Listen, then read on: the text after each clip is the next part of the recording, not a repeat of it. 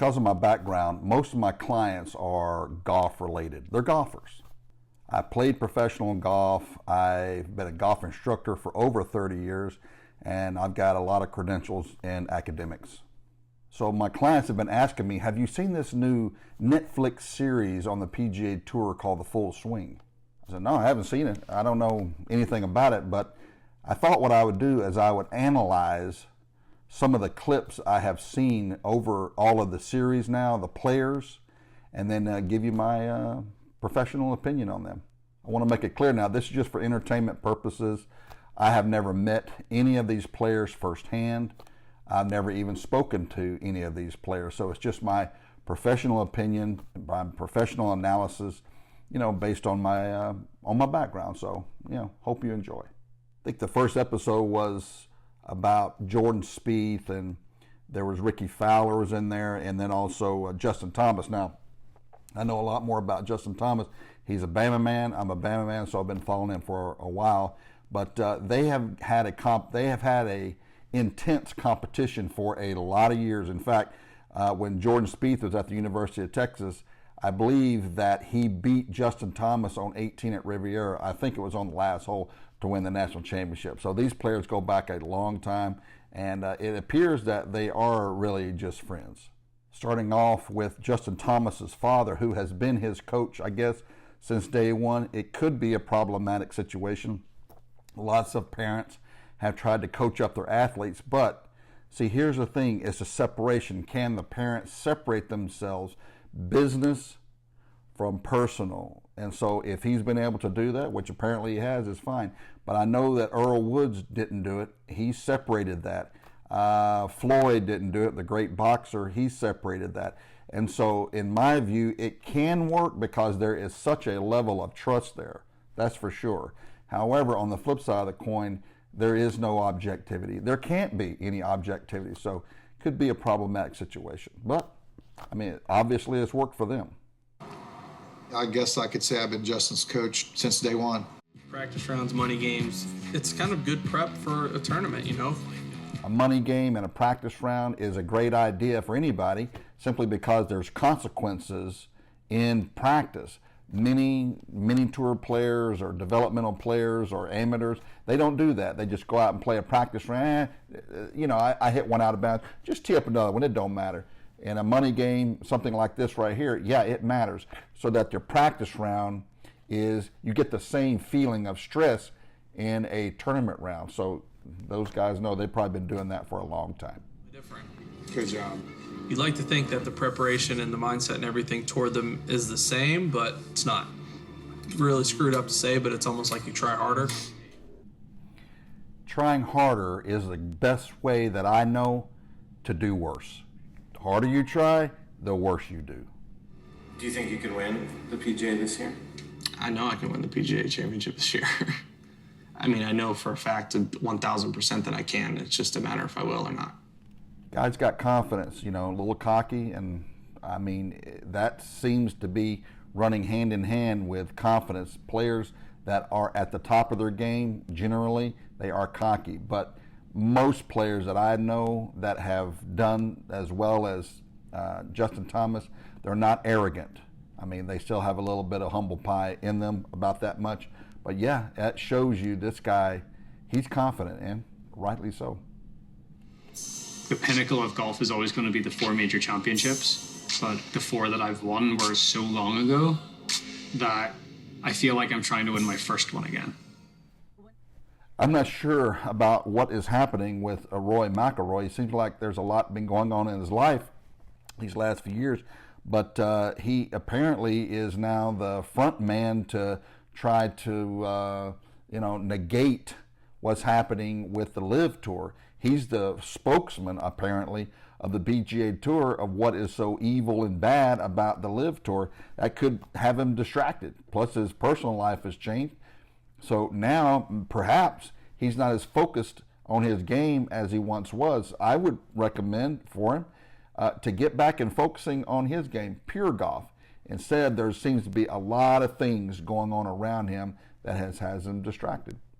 It's unfortunate Phil's not here. His accomplishment last year was one of the greatest accomplishments in the history of the game. Yeah, Phil Mickelson is all business, right? I mean, his legacy is already cemented on the PGA Tour. He'll never be as great as Tiger Woods, but you know, the guy is what, $40-50 million a year? I guess that's what the numbers that I had seen previously. But now a man like Phil Mickelson, who is apparently highly motivated by the financials, because we heard about what he said about living in California and all that kind of stuff. He's highly motivated by money. So when they start throwing these huge amounts of money at him, he knows he's not going to win on the PGA Tour. I mean, you would think that he could, because of what happened at the PGA Championship the previous year, but winning on the Champions Tour probably is not that much of a challenge to him. It's not a lot of money to him. And when somebody's throwing around the kind of money that they did on the Live Tour, yeah, he took it. He's a businessman. Jordan, what are you doing? This is started right. It's so lucky. I mean, so lucky. That's interesting there. So a lot of players, when they hit shots that they don't like, they get really down on themselves immediately, and that hurts their mood state. And then they, ultimately they'll start trying harder, pushing the ball, steering the ball, guiding the ball. So this was an example of, the self-talk was pretty good there. It wasn't great, but, at least it wasn't that negative. Your company wants to pay you for it. I'll gladly flip it around. That's another businessman. Hence why we're making a stop here. That's a funny thing, and one of the topics that wasn't discussed that much is about with Tiger. I can't imagine Tiger being able to go into a CVS and not getting a lot of attention. So, Justin Thomas right now, he's not as globally known as Tiger is internationally known. So it must be a tough life for Tiger. More than likely, he can't stray out into public that much without his people around him. One of the oldest golf adages ever, one shot at a time. Unfortunately, no one ever explains how to play one shot at a time. Yeah. Oh my God, Jordan. Why do you have to miss that right? It's just so screwed there. That's some interesting dialogue right there. The player is asking himself why, is really asking either himself or asking the game or something. Why am I going to go over there? Why am I going to? But at least he's not engaged in negative self-talk. He's not calling himself terrible names. He's just simply asking the question of why. So it's not negative. It's just sort of interesting. Capitalize on it. Take two. Big kick. Big kick. Big kick. The sport is freaking brutal. Hey, that's the nature of the game. It has driven a lot of players, batty, and will continue to do so. He went down to the range, hit a few balls, looking for something. So sometimes it's not good for a player to go back to the range after a bad round, because you might be trying to impress bad habits, over what is really, good habits that they just didn't show up that day. So the father was right that many times a player, when they go back to the range, they're frustrated. They may be trying too hard, pressing or trying to guide the ball or steer the ball. That may not be the best thing, but this guy here, so competitive. He's going to work it out before he goes, apparently. I have no thought that I feel like I can go to hit a remotely solid shot. He says he's got no clear swing thought, and which can be a good thing, but I would think that at that level, have to have something to go on, whether it's something in the past that has worked or something that is working right now. But if he is clearly not in the zone, not yet anyway, and so that's when a player doesn't have any thought. So right now he's got no swing thought. He is searching around, looking for something. Interestingly, it even happens at that level. Those moments, I think that's where the dad side is nice to have as opposed to the swing coach.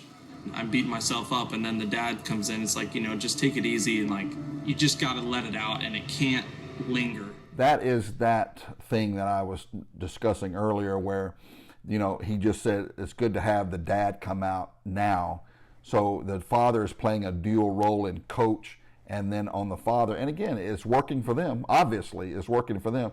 But I wouldn't recommend it to everybody, because that, if the coach then becomes very, very frustrated, the player may go back into kid mode and say, I'm going to disappoint my father. And the father and son relationship, I don't know of any stronger kind of bond that a healthy relationship can have. The son does not want to let down the father. So they have made somehow they have been able to separate this, and clearly it is working for them. But I wouldn't recommend it for everybody, that's for sure. My father, he was pretty difficult on me. That was his way to motivate me. But we butted heads because of that. I just remember not enjoying how I felt being treated that way, and I just kind of made a promise to myself that I would just never treat my children that way. That's a very telling analysis there of Justin Thomas's father, who said that his father was a real prick to him or something like that, tough on him, and he was not going to treat his children that way. And so that is a very telling thing, and no doubt that Justin Thomas's father has a lot of patience with him and his children, and he's not going to be some, I don't know, he's not going to be some Deacon Palmer or something like that. He's going to have a lot of patience with his boy and his children, and then, have that easy side. Take it easy, that kind of thing, and said, oh, I just can't believe it. Come on, that kind of a pressure. Because if he did, I would imagine that Justin Thomas may not be as successful as he is. And that's a lesson right there, if anybody, parents are listening out there, take it easy. It ain't your life, it's their life. So just take it easy. Just really always wanted to make sure that he was enjoying what he was doing. It was supposed to be fun. It was the game of golf. It was not the work of golf. That's the purpose of the game. But at that level, I doubt if they're having a lot of fun. Fun has been gone out of their game for a long time. This is a business, a lot of responsibility on them. But the fun of the game as a junior player, it has got to be there, because if not, and they get too frustrated, you know what happens? Adios. They're gone. They'll quit because it ain't worth it no more. So keeping it as fun, lighthearted, not too serious. Don't take your game too serious. Don't take your sport too serious. If you got enough talent and the work ethic, place to play, you got the right coaching, it's going to happen. You ain't got to worry about it. So by trying to push and force, I'm going to do this. If it's the last thing I do or die, you ain't going to make it. All right. So anyway, that is a very deep, I know it's just one word, but boy, has it got a big meaning. But we can't do anything about what happened today. All we can do is what we're going to do tomorrow. So that's where the focus has to be. Can't do anything about today, so what do you got to do? You got to look for tomorrow. A lot of times a player, they cannot forgive themselves on bad rounds, bad putts. Some players can remember every bad shot they hit in the past, but they can't remember all the great shots they hit because they are perfectionists. They can't get over themselves, whatever. So, yeah, if he's able to do that, and clearly he can, you got to move forward, right? The past is nothing more than a bucket of ashes. You got to let it go. We'll learn from that, and we got to move forward.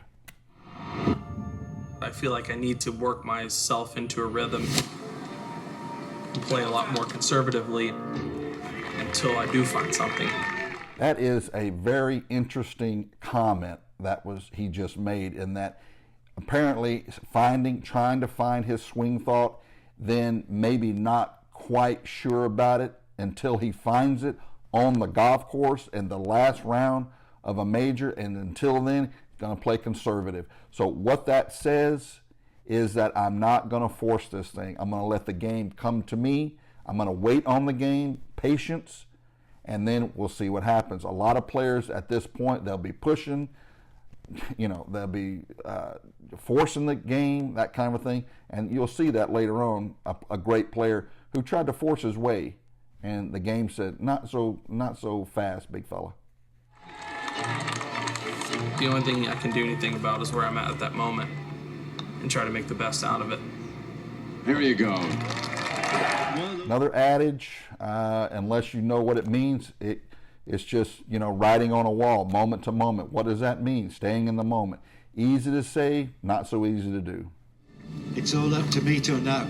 The par on the 18th hole in the championship is his bogey, and we're headed towards a three-way playoff. Oh, wow. Exactly. Talk about trying to force a shot in the fairway. Did you see that? Golly. That's exactly what I'm saying. That swing, he couldn't repeat that if he tried. That swing was nothing more than trying to hit a knockdown shot right in the middle of the fairway. That's what I mean by it. That's what fear does to a player who is not prepared mentally. This guy he just started making putts out of the ethos. He didn't know what was going on. All of a sudden, one hole to go, and Justin Thomas is moving up, and he's not going anywhere. This is a guy, he knows, he's so far out of his element, he don't know what's going on. And that swing right there is an indicator of it. I mean, that straight out of fear right there. Mito's last throw of the dice. Golf can be such a cruel game. You've got to be kidding me. He had to have that putt to get into a playoff, and he hit it short. He couldn't get the ball to the hole. I mean, I cannot think of a more sickening shot than that. What do you have to lose? I mean, what are you doing? I mean, that is unbelievable to me. But you know what? I mean, it happens. Hopefully, he'll learn from it.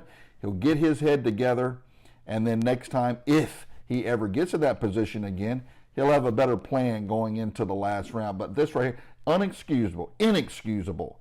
Leaving a putt short to get into a playoff or winning a tournament and then leaving it short? No, sir. No, sir. Yeah. But if you're not nervous, it doesn't mean anything to you.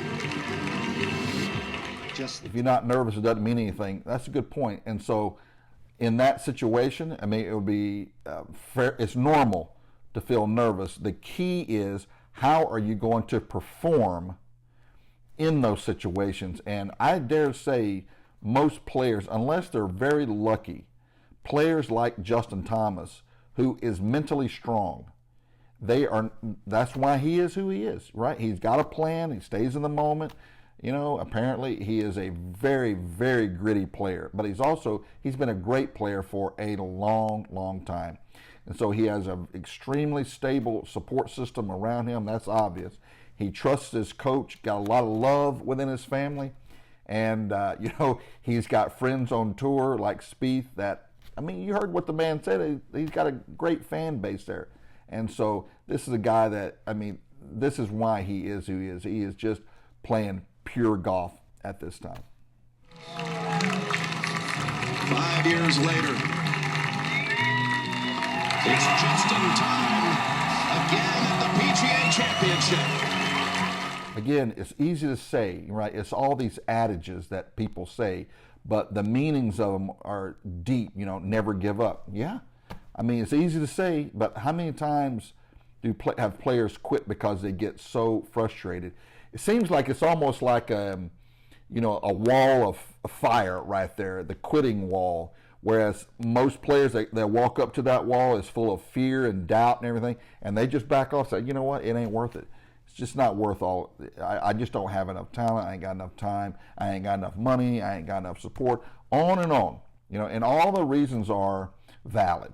But a player like this, never give up. This is a guy that is very gritty. Very, very gritty. He ain't gonna give up. But there is a point, right?